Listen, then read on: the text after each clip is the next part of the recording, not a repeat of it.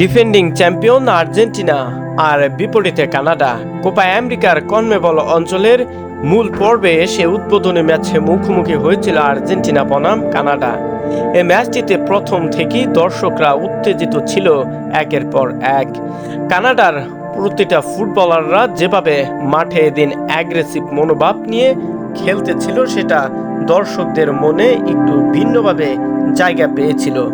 বিশেষ করে আর্জেন্টিনার সমর্থকরা স্টেডিয়ামে থেকে তাদের চিৎকার তা শুনেছে বসে বসে। কিন্তু তখনও আর্জেন্টিনার কোনো একটা গোল দিতে পারেনি কোনো একটা প্লেয়ার। প্রথমার্ধে শুধুমাত্র রক্ষণভাগ সামলাতেই সময় শেষ হয়েছে আর্জেন্টিনার ডিফেন্ডারদের। এর পরের কাজটা অর্থাৎ দ্বিতীয়ার্ধে গিয়ে আর্জেন্টিনার হয়ে একমাত্র গোল স্কোরার হিসাবে লিড এনে দেন জুলিয়ান আলভারেজ। এর পরের কাজটা করেন ম্যাচের ৭৭তম মিনিটে বদলি হিসাবে নামা লাউতারো মার্টিনেজ। তার পা থেকে দ্বিতীয় গোলে লিড নিয়ে মাঠ ছাড়ে আর্জেন্টিনা।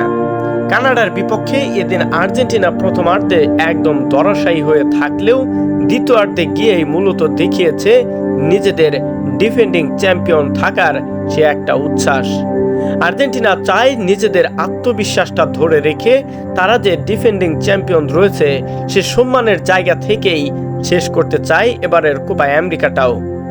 অন্যান্য দল তারাও চায় যে কোপা আমেরিকা থেকে ভালো কিছু অর্জন করে আমরা ফুটবলে নতুন করে কিছু লিখি, সেটা সবাই চায়।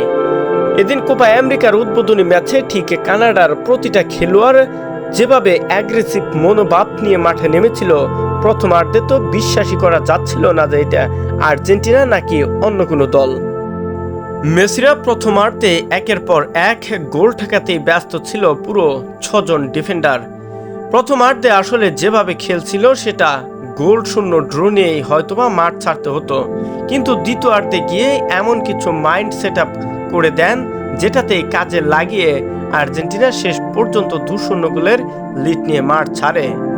এদিন দলটির অন্যতম প্রাণভ্রমরা লিওনেল মেসি বারবার ইনজুরির সংখ্যা থাকলেও তাকে বারবার দ্বিতীয়ার্ধে গিয়ে রক্ষণ ভাগে তাকে ফাউল করা হলেও এর পরেও শেষ পর্যন্ত মাঠ থেকে বের করেননি দলটির প্রধান কোচ।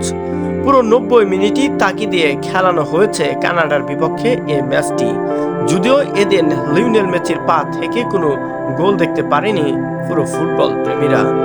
যাই হোক, সব শেষে ২-০ গোলের লিড নিয়ে মাঠ ছাড়ে আলবিসেলেস্তারা।